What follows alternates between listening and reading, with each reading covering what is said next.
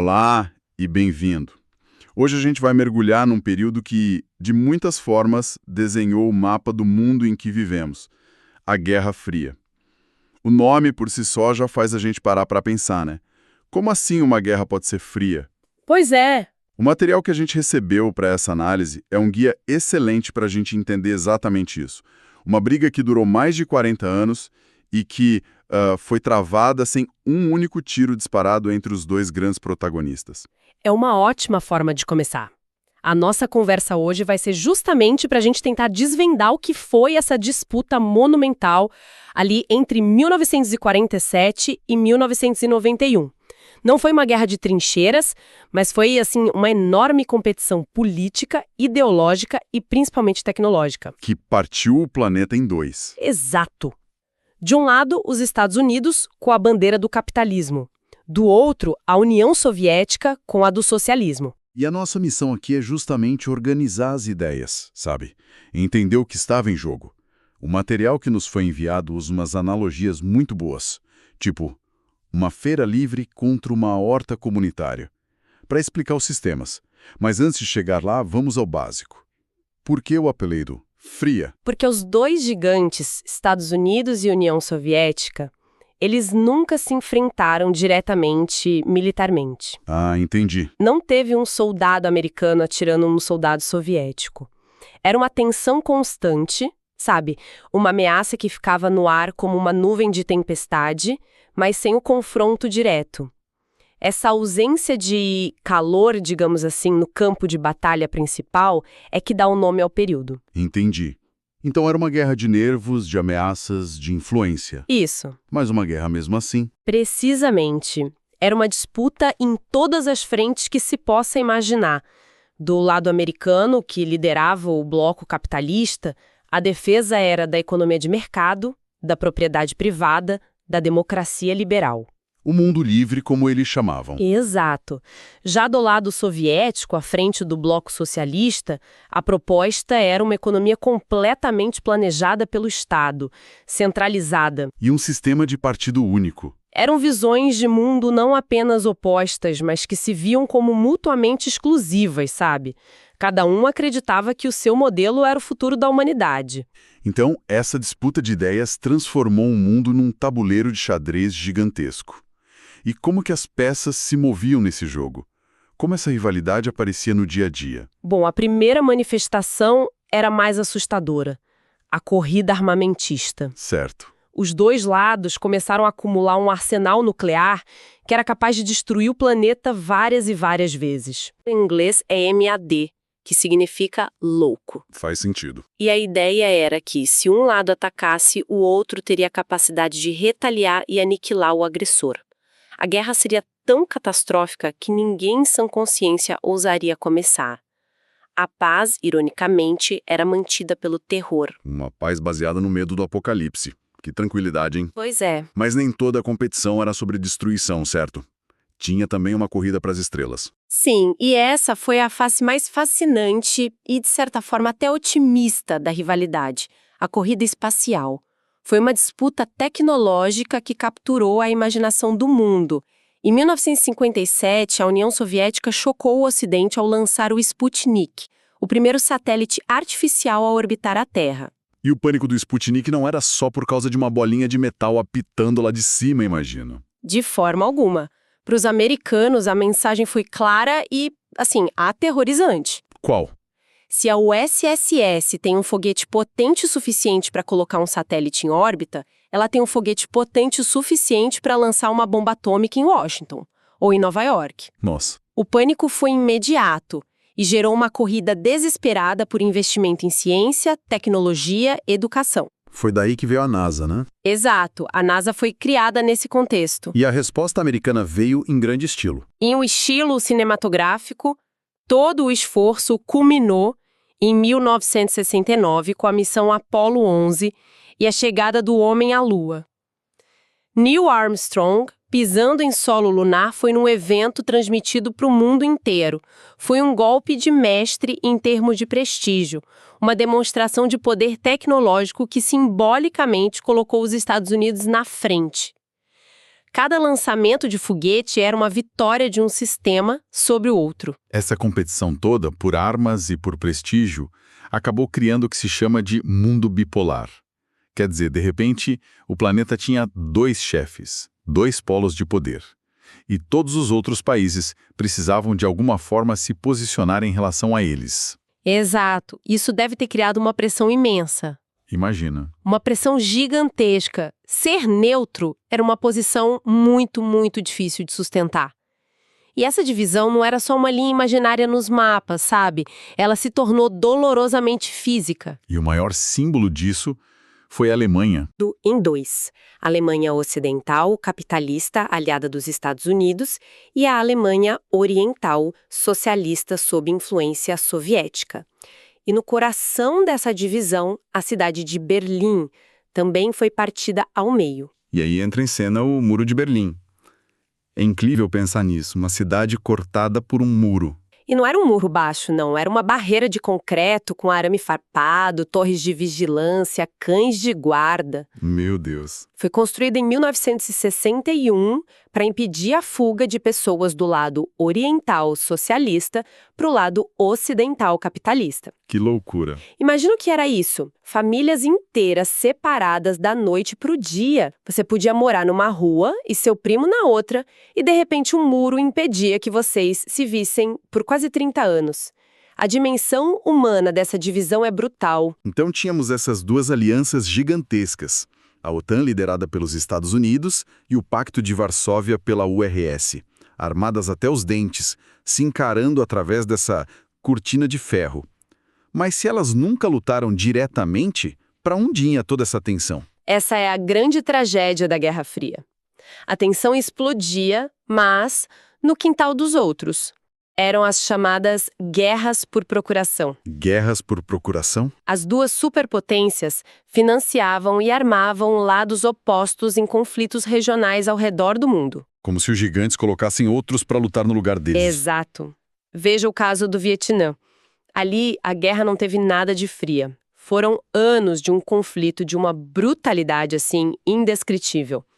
Os Estados Unidos apoiavam militarmente o Vietnã do Sul e a União Soviética apoiava o Vietnã do Norte. E milhões de pessoas morreram. Milhões de vidas perdidas, cidades inteiras destruídas. Isso mostra como os peões nesse tabuleiro de xadrez global pagavam o preço mais alto. E o mesmo padrão se repetiu na Coreia, no Afeganistão, em vários outros lugares. E em algum momento, essa Guerra Fria quase esquentou de verdade entre os protagonistas. Chegou perigosamente perto. Em outubro de 1962, o mundo prendeu a respiração durante a crise dos mísseis em Cuba. Essa foi tensa. A União Soviética instalou mísseis nucleares em Cuba a poucos quilômetros da costa da Flórida. Por 13 dias, os líderes Kennedy e Khrushchev negociaram sobre a ameaça iminente de uma guerra nuclear total. 13 dias. Foi o mais perto que o mundo chegou do apocalipse. Felizmente, a diplomacia prevaleceu. Uau! Nós falamos de como a guerra aconteceu, né? Corridas, muros, guerras por procuração. Mas agora, vamos mergulhar no porquê. Quais eram as duas grandes ideias por trás de tudo isso? O material que a gente analisou usa uma metáfora ótima para o capitalismo. Uma grande feira livre. É uma analogia muito eficaz. Imagina essa feira. Cada um pode montar sua barraca, você decide o que vai vender, por qual preço. Quem tem boas ideias, investe, trabalha duro e, claro, conta com um pouco de sorte, pode enriquecer muito. Pode até comprar as outras barracas. Exato. Talvez até comprar as barracas dos vizinhos e criar uma rede. A palavra-chave aqui é liberdade individual. Certo, a liberdade de empreender. Mas numa corrida, como numa feira, nem todo mundo pode ganhar, né? O que acontece com quem fica para trás? Essa é a outra face da moeda. Na mesma feira, muitos não conseguem ter sucesso. Alguns vão à falência. O sistema, por sua natureza competitiva, ele gera desigualdades. Sempre. Alguns se tornam donos de quase tudo, enquanto outros são apenas empregados ou consumidores com pouco poder. O sistema incentiva a competição e a inovação, mas a desigualdade é um risco inerente ao modelo. A outra metáfora usada é de uma corrida, né? Cada um por si e quem chega primeiro leva o grande prêmio. Ok. Essa é a feira.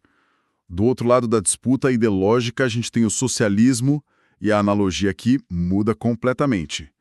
Não é mais uma feira, mas uma grande horta comunitária. A lógica é totalmente diferente. Nessa horta, todos trabalham juntos. Plantam, cuidam da terra, irrigam. No final, a colheita é dividida entre todos os que participaram. O foco é no coletivo. Exato. A ideia central aqui é a igualdade. O objetivo é garantir que ninguém fique sem recursos, que as necessidades básicas de todos sejam atendidas. O sucesso coletivo é mais importante que o sucesso individual. Então o objetivo é que ninguém passe fome, o que parece um ideal nobre. Mas qual é o custo? Quem organiza essa divisão e o que acontece com a ambição individual? Geralmente, é o Estado que assume o papel de planejar toda a produção e distribuir a riqueza. E aí que mora o contraponto. Há muito menos liberdade de escolha individual. Não dá para montar a própria barraca. Não, você não pode simplesmente decidir montar sua própria barraca com uma colheita particular dentro da horta comunitária. A segunda metáfora, a de um jogo cooperativo, reforça isso. É um time onde todos precisam se ajudar para que o grupo inteiro vença. Entendi. São duas formas fundamentalmente diferentes de enxergar a sociedade, a economia e o papel do indivíduo. Esse impasse global, essa competição entre a feira livre e a horta comunitária, durou mais de 40 anos. Uma era inteira definida por essa polarização. O que finalmente quebrou esse equilíbrio?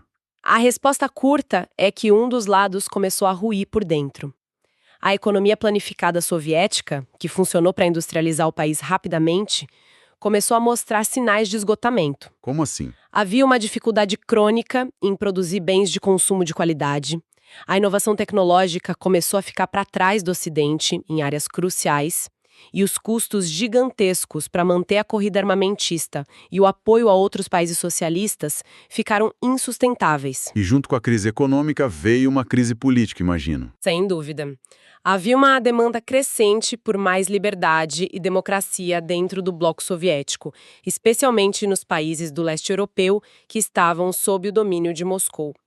E essa crise toda, ela se manifestou de uma forma simbólica e, assim, avassaladora em novembro de 1989. A queda do Muro de Berlim. Exatamente. Esse deve ter sido um momento inacreditável de se assistir. Foi um evento televisionado para o mundo todo, pessoas de ambos os lados da cidade, que por décadas estiveram separadas, subindo no muro, quebrando-o com martelos, picaretas. Com as próprias mãos? Uma cena histórica. Foi uma explosão de alegria, um sinal inequívoco de que a ordem mundial estava mudando para sempre. A queda do muro teve um efeito dominó, e os regimes comunistas no leste europeu começaram a ruir um após o outro. E o fim oficial veio pouco depois, com o desmanche da própria União Soviética. Exatamente. Em 1991, a União Soviética se dissolveu, se fragmentou em várias nações independentes.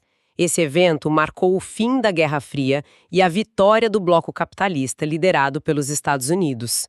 O mundo bipolar, com seus dois centros de poder, deixou de existir. Sabe, o material que a gente leu termina com uma imagem que resume tudo isso de forma brilhante. Diz que a Guerra Fria foi como uma briga de vizinhos. É uma analogia perfeita.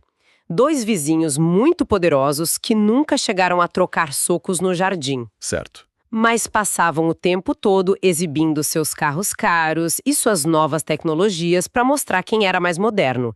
E isso seria a corrida espacial. E as armas? Ao mesmo tempo, eles exibiam suas armas perigosas e seus sistemas de segurança para mostrar quem era mais forte. A corrida armamentista. E, claro, passavam o tempo todo tentando conquistar a amizade e a lealdade dos outros moradores do bairro, que eram os outros países. É uma metáfora que captura perfeitamente a tensão, a exibição de poder e a disputa por influência, sem o combate direto que a gente normalmente associa à palavra guerra. Então, recapitulando o que vimos hoje, a Guerra Fria foi um conflito ideológico global. Uma disputa travada em frentes tecnológicas, de propaganda e em guerras por procuração, com o mundo dividido entre a influência americana e a soviética.